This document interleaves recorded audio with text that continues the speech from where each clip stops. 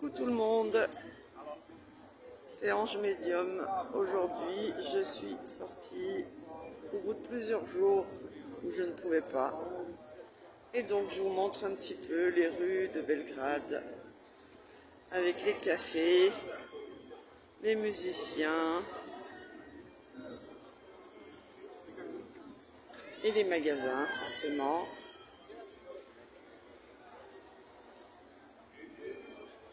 Pour vous montrer un petit peu les rues où je venais très souvent quand j'étais jeune.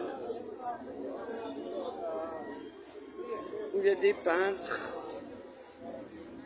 où il y a des musiciens, des chanteurs habituellement. Et là en ce moment il y a des chalets de Noël puisque hier nous étions le Noël orthodoxe, le 7 janvier. Et cette vidéo, je la fais le 8. Oui.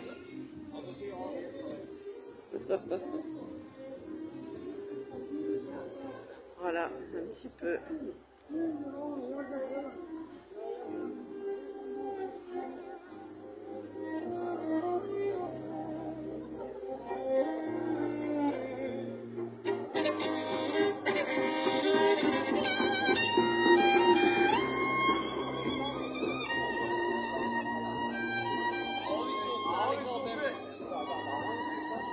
Voilà, c'est pour vous faire visiter un petit peu le centre-ville qui s'appelle Skadarlia.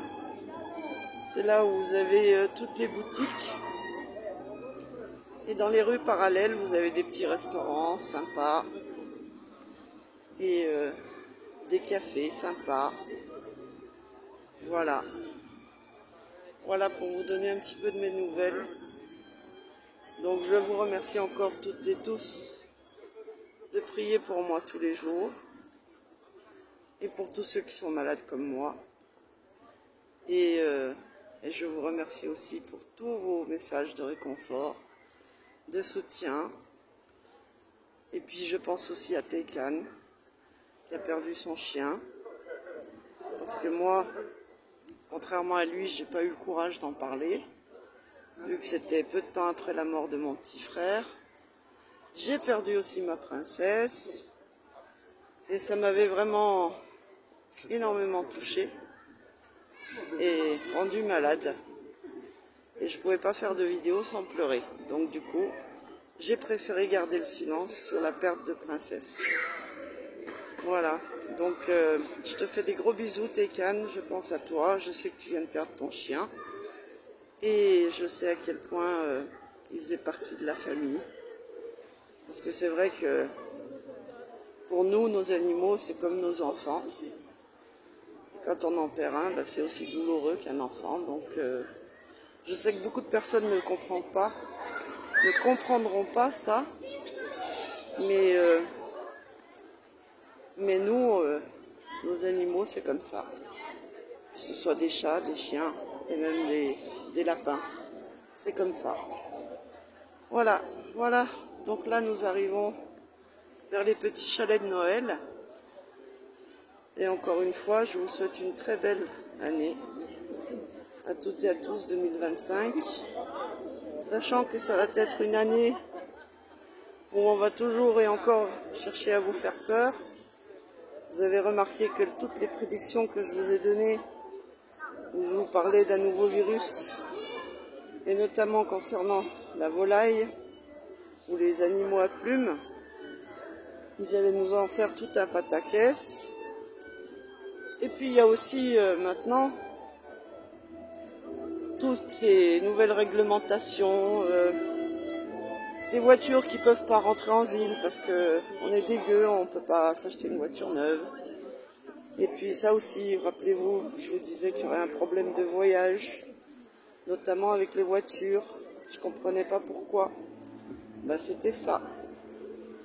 Et puis là maintenant, ça va être, comme je vous l'ai dit, dès que Trump sera au pouvoir, et comme je l'ai toujours dit, il voudra sauver son pays, l'économie de son pays en premier.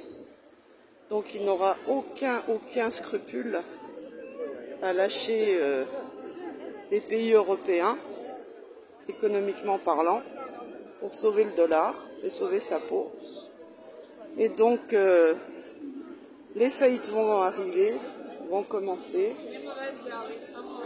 Les exodes dans les deux sens vont commencer aussi également. Beaucoup de personnes vont quitter la France pour aller s'installer et vivre ailleurs. Et surtout travailler ailleurs, s'installer, créer une société, une entreprise à cause des taxes, parce qu'il y aura toujours de plus en plus de nouvelles taxes, de nouveaux impôts. Et donc, ça ira très très mal économiquement parlant.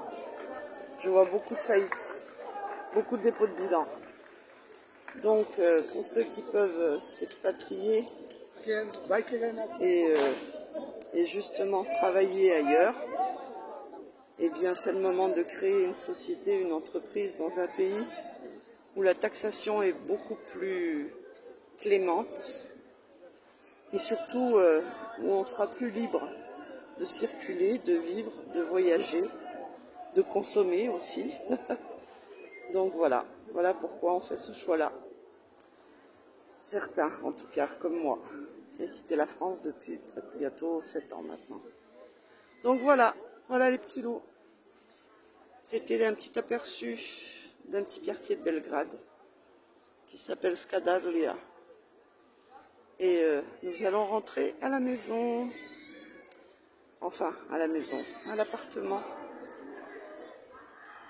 Donc, tenez bon, ne lâchez rien, désobéissez, soutenez les agriculteurs, puisque eux aussi, je vous avais dit qu'ils reviendraient à la charge.